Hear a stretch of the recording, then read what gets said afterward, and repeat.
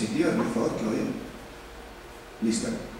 Un modelo de negocio tiene que ver con la forma como se llega al mercado de manera valiosa, ¿cierto? Cómo construyo valor en el mercado. Y tiene tres grandes componentes. El componente estratégico, y por eso lo pusimos más grande y en la parte de arriba. El componente estratégico es el que nos responde a esto, a la diferenciación. Cómo tenemos un foco y cómo le estamos generando un mensaje contundente a nuestro mercado y a nuestro cliente.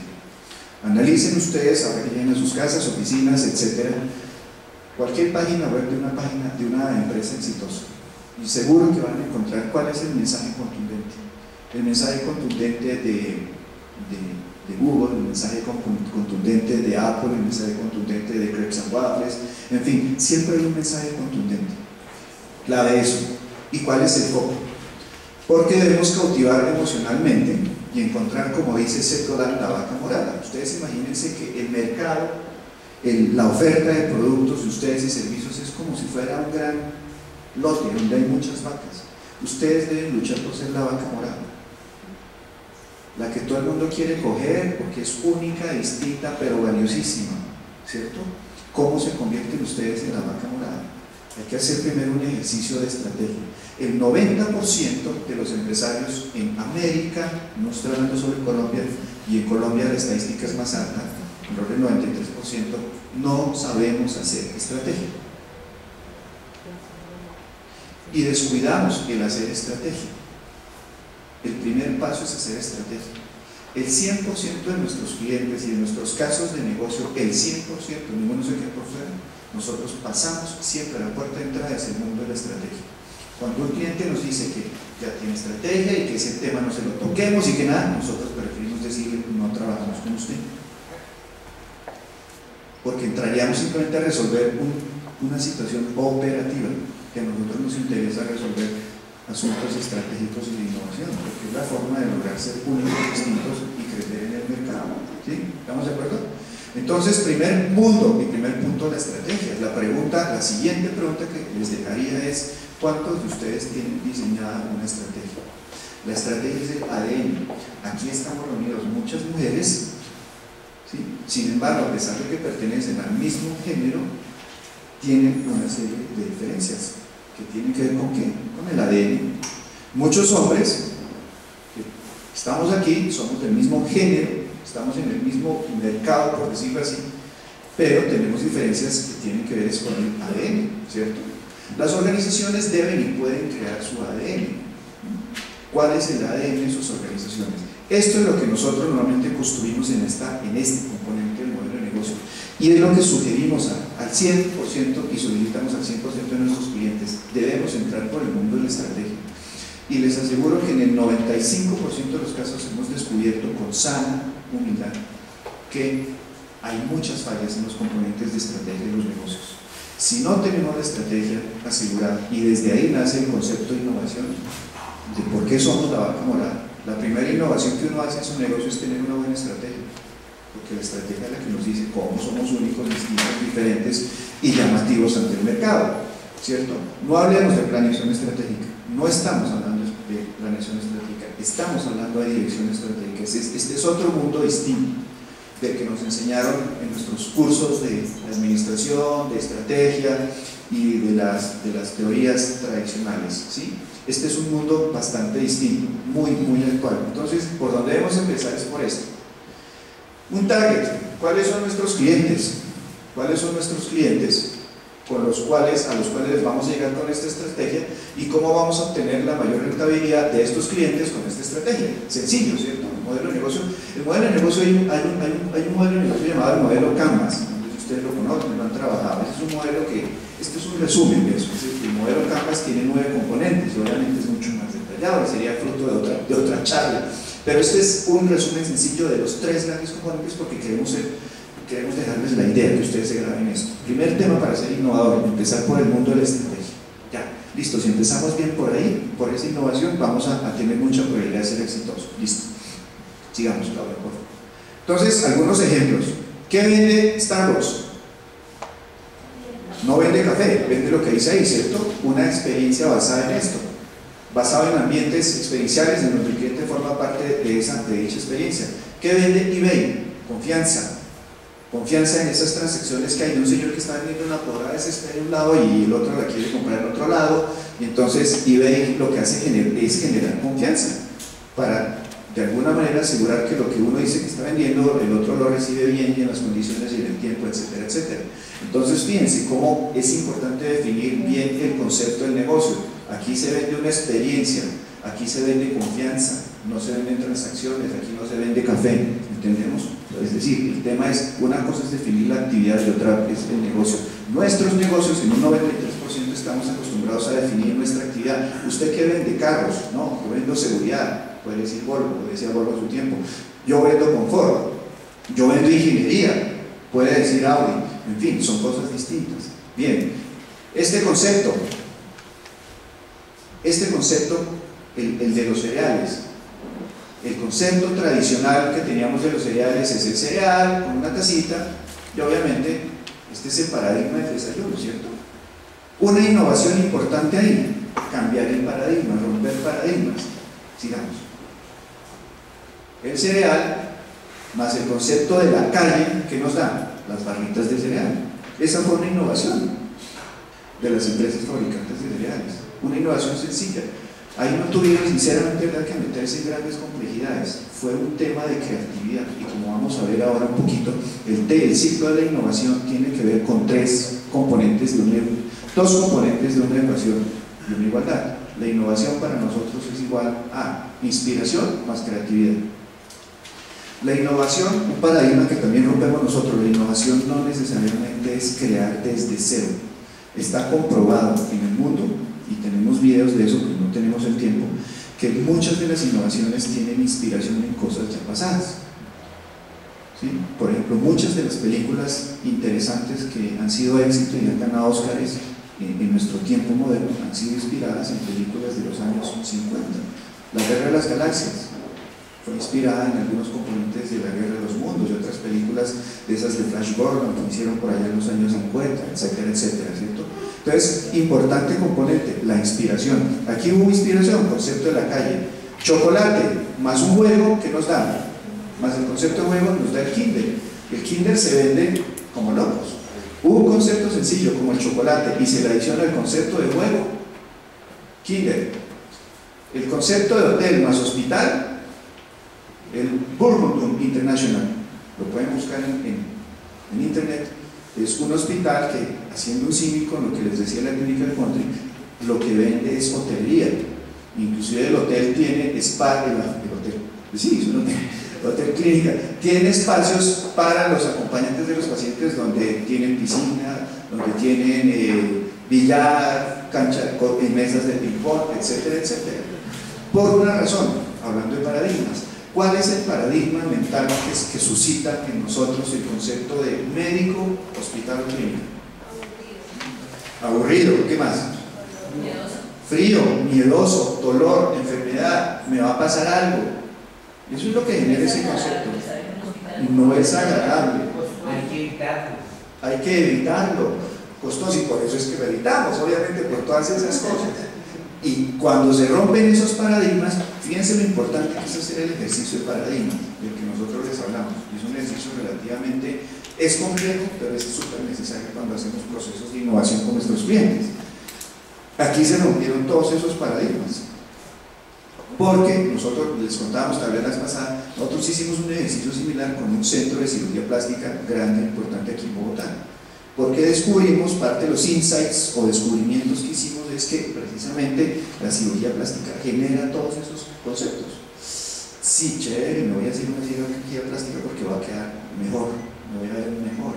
Pero, uy, el dolor, he escuchado muchos casos en que no quedan bien, que la cicatrización, que el tema de la anestesia, uy, hay unos dolores tremendos, hay unos hallazgos que hicimos de unos dolores y unas prevenciones tremendas.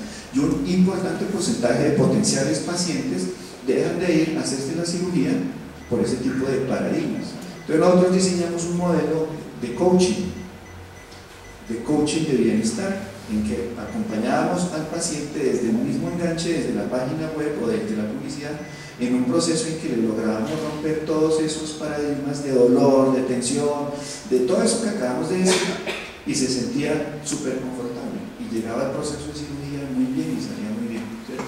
Y los ingresos, el empezaron a crecer para esa compañía, rompiendo paradigmas, ejercicio de innovación. Bien, ¿qué más tenemos por ahí? Aquí dice desescolarización tradicional más innovación disruptiva, Singularity University, lo pueden buscar ustedes en internet, es una universidad en Estados Unidos, tiene dos características para quienes como nosotros ya somos egresados. Yo me puedo ir a un curso, llamémoslo así en términos sencillos, como de 10 semanas. ¿Y en qué radica la innovación? Te traen a 10 o 12 de los supergurús del mundo, en las más importantes tecnologías del mundo, en biología, en química, en matemáticas, en fin, en ciencias sociales, en psicología, etc. Los más duros en tecnologías disruptivas. Y se mete uno de cabezota 10 semanas en ese programa. Y el proyecto innovador al final que tú tienes que presentar es un proyecto que logre impactar a algo así como 50 millones de personas. Tremendo reto, ¿no? Nosotros aquí estamos acostumbrados. Entonces fíjense, este es un modelo súper interesante.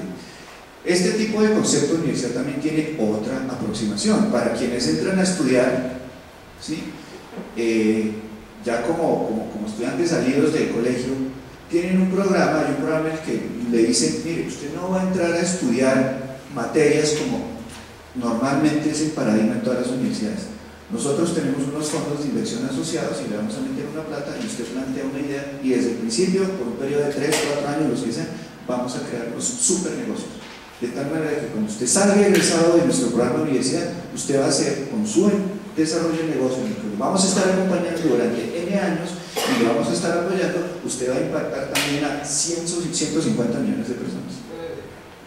Esa es su carrera, ¿listo? Romper paradigmas, el paradigma tradicional de la educación. Bien, innovación sencilla, ¿no? Las minas normalmente de esferos han sido rectas. En el mismo espacio del esfero hacemos este diseño y cabe el doble de la tinta. Para eso no necesitamos gran cantidad de inversión. Dale, hazme un favor, no, a la anterior, no, a la siguiente, Luis.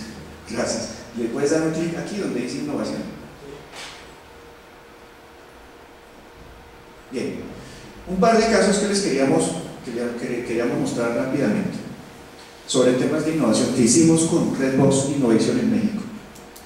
Resulta que hace unos años se hizo en Estados Unidos un estudio para determinar la atractividad en general del público de los temas dietéticos, y eso lo hizo McDonald's específicamente. Entonces el tema es que muchas de las personas en encuestas y en focus group dijeron sí, yo quiero comida más light, yo quiero comida dietética, y tremendo. Y en ese momento efectivamente la empresa salió a reducir sus porciones, a cambiarle el aceite con el que frite las papas, a ponerle más lechuguita, más tomate. ¿Qué cree que pasó? ¿Perdón? Se bajaron las ventas. ¿Por qué? Porque ya no era tan rico. ¿Qué más? Eso tiene que ver con un tema que se llama el fenómeno de la indulgencia. Lo mencionamos la vez pasada. La indulgencia. En esa misma época, de alguna manera, el concepto de indulgencia es el concepto de darse gusto, de ser uno, darse gusto a sí mismo. Y surge la aplicación de ese concepto por parte de Burger King. Y si ustedes van a Burger King, ¿cuáles son los nombres de las hamburguesas? La Big Burger, la Double Stacker, la Triple Stacker, la Cuádruple, o sea, el Stacker es esto, ¿no? como amontonar. Entonces, uno diría, oye, pero qué contrasentido, si la gente supuestamente está diciendo que quería cosas más dietéticas, ¿por qué hicieron eso? Hicieron una ruptura de paradigmas y entendieron la mente del consumidor de verdad. El cerebro tiene una zona, llamémoslo así, que es la zona de indulgencia, que tiene que ver con eso.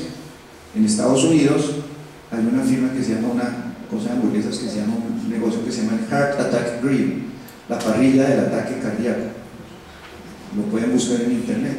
Entonces las meseras son unas niñas muy bonitas, atractivas, vestidas de enfermera. Las bebidas son bebidas energéticas y le venden cigarrillos sin filtro para que fume mientras come, y el que se come la no sé cuántos, que es una cosa gigantesca hamburguesa, de premio las enfermeras y meseras lo sacan en una camilla o silla de ruedas hasta su carro, y las filas son monstruosas en el local. Ahí están hay imágenes y videos de eso. Entonces me dicen, ¿pero por qué? Resulta que eso tiene que ver con el mismo hecho de por qué la gente fuma, si sabe que es malo. Aquí hay médicos. Perdón. Encima. Doctora, ¿por qué la gente fuma si sabe que es malo? Realmente no tengo una respuesta, porque los médicos fuman sabiendo todas las... Gracias, iba a decir eso. Hay unas cifras que leí en alguna parte que casualmente los médicos entre algo así como 32 años y 40 y algo son los más fumadores, sabiendo que desde el punto de vista de su profesión es nocivo, ¿cierto? La neurociencia nos ha dicho que en nuestros términos sencillos hay una zona en el cerebro que es la zona de indulgencia, que es la que te incita a fumar a pesar de que sabes que es peligroso, la que te incita a comerte la hamburguesa de 7 pisos con Red Bull y cigarrillo sin filtro, a pesar de que sabes que es malísimo para tu salud, de tomarte unos 15 o 16 shots de tequila o de aguardiente, a pesar de que sabes que eso, evidentemente, Es como la seducción del riesgo. entonces la seducción del riesgo. Entonces, el otro ejemplo, esa misma zona de indulgencia, si suena gracioso, es la que conduce a muchas personas en las empresas a tener amantes ocultas. ¿Sí? Tiene que ver con eso, la seducción del riesgo. Pero esa zona del cerebro también llega hasta un límite en que te dice, si esto te va a matar, ya no sigas. Es muy inteligente esa partecita del cerebro, obviamente. No lo deja uno pasar de ahí. Entonces tiene que ver con ese tema de la indulgencia. ¿Sí? Le gusta al cerebro esa zona de riesgo. ¿Sí? Este concepto tiene que ver con eso. Yogurista. ¿El yogurista qué se hizo? Fíjense un poquito en esta frase que debemos ir desarrollando. ¿Cuál es la estrategia que se desarrolló en ese caso? Convertirnos en el templo del Healthy Indulgence. El tema es, fíjense que estamos combinando dos términos que aparentemente son opuestos. Lo saludable, correcto, healthy, y la indulgencia, que es término justo. Esa fue la primera ruptura de paradigmas que se hizo con este caso, a raíz de ese tema que les estamos comentando y que se entendió en la mente del consumidor. Hablar del conflicto que existe entre consentirse, lo saludable, por decirlo así, y cuidarse sin ofendernos. Esto es muy interesante. Convertir la zona de toppings, las cositas que obviamente se le pone encima al helado de yogur, en un elemento icónico de la experiencia, y sería la única heladera de yogur que ofrezca fruta recién cortada, ¿cierto? Eso es como el concepto estratégico. Esto es un resumen del concepto estratégico que diseñamos alrededor de este caso de yogurista en México. Bien, sigamos. Entonces el concepto es, tú decides si te quieres cuidar o consentir. Es decir, aquí no le estamos transmitiendo un mensaje, mira, es que la estadística dice que la gente tiene que cuidarse y tiene que comer saludable. No, no le estamos hablando desde el punto de vista nuestro, estamos hablando desde tu punto de vista. Tú decides si te quieres consentir o si te quieres cuidar, tú decides. Toda la oferta de toppings, sabores, porciones y formatos está ahí en dos grupos, para cuidarte y para consentirte. Es decir, el cliente no se siente presionado, ya enganchamos la mente del consumidor emocionalmente. Predicamos el Healthy Indulgence de manera honesta y sin ofender, ¿cierto? ¿Y cómo te quieres portar hoy? Y el nombre, yogurista. Bien. Entonces, aquí empezamos a hablar ya un poquito como de la publicidad y las imágenes que se diseñaron con nuestros socios para empezar a transmitirle al mercado. ¿Cuál es el concepto? ¿Cierto? Aquí dice, a veces quiero consentirme y termino atascándome, otras veces sufro sacrificando lo que más me gusta porque prefiero cuidarme, sufro. Fíjense, por eso el tema de la indulgencia, que ustedes decían, es que no es rico. Lo que hacemos con los productos saludables definitivamente es que sufrimos, porque no nos gusta, en serio. Yo personalmente no me tomo un yogur de esos con azúcar dietética porque no han logrado el mismo sabor. Saborear una gaseosa dietética, el sabor es distintísimo. Una parte racional nos dice, usted tiene que cuidarse, mire que tiene este colesterol, triglicéridos, usted ya pasó los 40 años, que corazón, y entonces la doctora nos dice, oiga Gustavo, cuídese porque usted tiene los niveles de colesterol, y después salgo del consultorio de la doctora y me voy ahí al lado del corral, una cosa de esa, ¿cierto? Y me como la hamburguesa, me como esta, listo. Y entonces aquí tenemos los toppings, si te quieres consentir, asociados a, si te quieres cuidar, a frutas, y si te quieres consentir, los otros. Y la pregunta es, ¿cómo te quieres portar? Señora. ¿No es eso que usted acaba de decir realmente un paradigma? Que lo saludable es feo. que lo dietético sabe distinto. Ese es No estamos acostumbrados a eso. Se digo, yo tengo 3 hijos y por cuestiones laborales fueron a guarderías de pequeños. Sí. La guardería nunca les daba costo, la guardería los premiaba dándoles doble jugo recién hecho. Mis hijos aprendieron a comer verduras y proteínas más que carbohidratos. Y hoy en día a mí me llama la atención que ellos, por ejemplo, van a un cumpleaños, una cosa de esas, casi nunca reciben el ponqué porque no les parece gratificante. Yo pienso que es parte de lo que nosotros aprendimos. Sí. Si yo aprendo que los ricos son los carbohidratos y eso es lo que practico, pues Sí. termino creyendo Claro. que es así. Claro, de acuerdo, es paradigma. ¿Y de dónde viene? El tema es ese, ¿cierto? Y eso que tú dices es una gran minoría, afortunada o infortunadamente. Digamos, las cifras lo dicen, las cifras de consumo de lo dietético lo dicen, es una gran minoría. Cuando me siento culpable, consumo lo dietético. Exactamente. Pero eso fue el viernes, pero resulta que el domingo, mira que vamos a hacer un asadito en mi finca. Oye, vas a llevar choricitos y morcilla y la papa criolla. Si me quiero consentir o premiar, lo que pienso es en un delicioso, qué sé yo, chocolate, helado. Exactamente. Oye, paramos a ver postres de no sé qué, viniendo en la calera, y entonces ese postrecito más rico, y como vemos que ahí para todo el mundo, que no va a poder parar también. Así funciona nuestra mente. Pero fijémonos, el tema de la indulgencia es muy jalador, el tema de la indulgencia es jalador, ¿cierto? Bien, rápidamente, antes de seguir esto, hablamos del efecto neotenia. ¿La vez pasada? ¿Hablamos de neotenia? No. Listo, ¿por qué el carro, el Beetle de Volkswagen, y por qué el carro, el de Renault, ¿cómo era? Twingo, el chiquitín?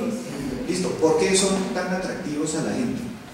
¿Y por qué las fotos de las empresas que quieren hacer publicidad de pañales y tal son niñitos? La foto es un niñito con ojos gigantes. ¿Por qué? Y son de los carros más exitosos.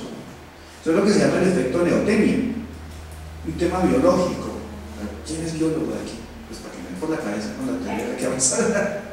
Ok, el tema tiene que ver con eso. El efecto neotenia más o menos tiene que ver con el hecho de que las crías de los animales, sobre todo los felinos, nacen con la frente descubierta, grande y ojos grandes.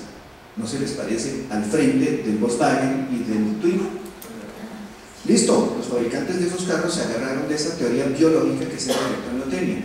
Y lo que produce los ojos grandes y la frente despejada en las crías de los animales es que evitan que se los coman y les produce consentimiento. Es un tema radicado allá en el cerebro reptiliano y en el límbico, una combinación del tema instintivo para evitar que se lo coman y el tema emocional de los ojos grandes y la frente amplia. Entonces estos fabricantes de carros entendieron eso, hicieron un estudio de neuromarketing y por eso fabricaron los carros con esa figura y el Mini, el carrito también, el Mini, porque es tan atractivo, vale mucho dinero, ¿no? Para el tamaño y todo, pero es súper atractivo. Creo que muchos de nosotros quisiéramos tener un vehículo de esos. Tiene la misma connotación, ojos grandes, bombillos grandes y frente despejada. ¿Listo? Efecto neotenia. Eso es un tema innovador.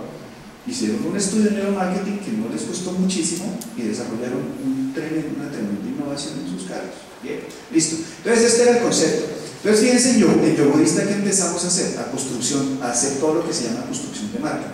Por eso les hablábamos que los procesos de innovación que nosotros manejamos, y una de las características, son end-to-end. Es decir, acompañamos a nuestros clientes en el proceso de desarrollo de todo el tema de innovación. Y empezamos a combinar todo el tema de los colores, las formas, etc. Sí. Merchandising, multimedia y el diseño de los locales. Entonces nosotros, por ejemplo, tenemos un taller de diseño con gente especialista en diseño industrial, diseño gráfico, diseño web, todo lo que es la línea de diseño, para poder llevar el concepto que inicialmente les mostramos de Yogurista, de siéntete hoy como quieras, hasta la idea ya en concreto, ¿cierto? Los planos, los muebles, el tipo de material, los colores, ¿sí? Hoy en día hay una línea de diseño que se está aplicando muchísimo en términos de innovación, y es un poco lo que se llama la decoración comercial, traduciéndolo un poco del inglés.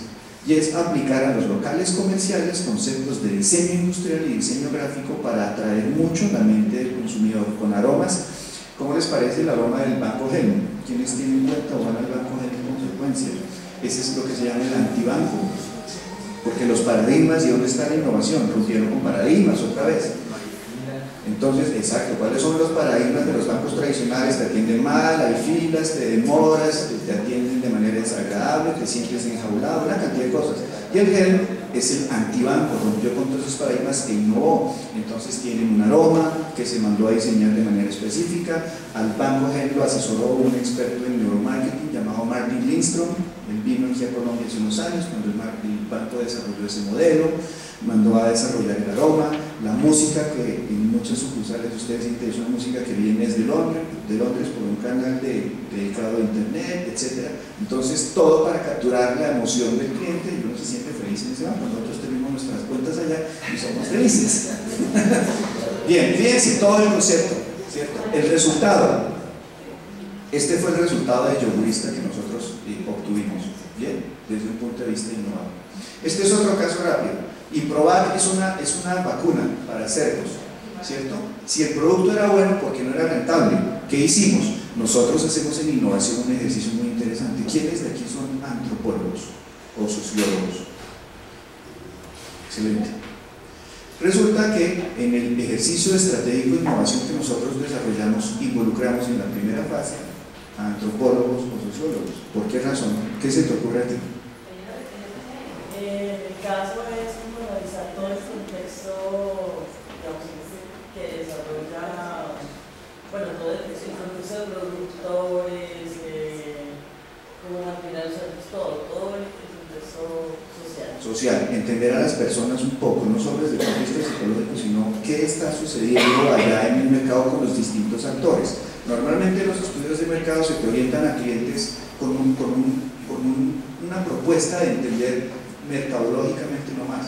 Nosotros hemos entendido que uniendo a equipos de antropólogos o sociólogos en la primera parte hay un alto índice de éxito en los procesos innovadores. ¿Sí? Entonces, ¿por qué? Porque salimos a estudiar allá el comportamiento de las personas, cómo interactúan unos con otros. Entonces, la primera parte que hacemos nosotros es ir allá y acercarnos a todos los actores. Después hacemos lo que llamamos los Key Insights, los hallazgos claves. Esta es una frase importantísima. Lo que nosotros hacemos y es clave, tener hallazgos. ¿Cuáles son los insights clave? ¿Cuáles fueron los insights clave en el Yogurista? No contradecir al cliente, hablarle desde su lenguaje. ¿Cómo te quieres sentir hoy? No te vamos a obligar por el paradigma de lo dietético a que tienes que comer helado dietético. No, ¿cómo te quieres sentir hoy? Y te damos una mezcla, una propuesta interesante para que te realices en ese negocio. No estamos vendiendo una vacuna, sino un nuevo tipo de cerdo. Entonces ahí empezó el principal insight de este negocio. Avancemos rápido si quieres. La solución, ¿sí?, es vender cerdos supremos, porque hicimos una serie de insights. ¿Y qué fue lo que pasó? Lo que prácticamente se hizo fue transformar la mecánica de comunicación, la estrategia de comunicación al mercado, para decirle: nosotros no estamos vendiendo una vacuna, estamos vendiendo mejores cerdos. Son cosas distintas, porque cuando hablamos de vacuna le estamos hablando solo al veterinario. Cuando le estamos diciendo nosotros estamos vendiendo mejores cerdos, le estamos hablando a la mente del consumidor también y de otros sectores. Y eso llevó a elevar esto, las ventas, ¿cierto? Bien, entonces sigamos aquí. ¿Qué no es innovación?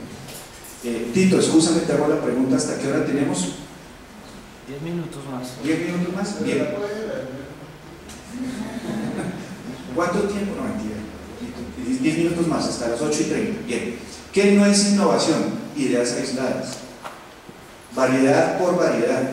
Entonces yo vendo zapatos, voy a empezar a vender chancletas, botas, dulces. Mucha gente confunde la innovación con empezar a variar, porque le da angustia que una cosa no se le está vendiendo. Investigación científica. La investigación científica es eso, es investigación científica, importante por supuesto, pero se queda ahí. Para que haya innovación tengo que generar valor en el mercado. Yo genero valor en el mercado cuando el mercado compra lo que yo tengo y me genera rentabilidad lo que yo tengo. Ahí hay innovación. Lanzar productos sin tener clara la estrategia de la diferenciación y mejoramientos continuos. Los mejoramientos continuos no son innovación porque simplemente el mejoramiento continuo es fácilmente imitable. Hoy, como el mundo es tan acelerado, los mejoramientos continuos son eso, es gradual, y cualquier otro competidor lo copia, ¿cierto? Por eso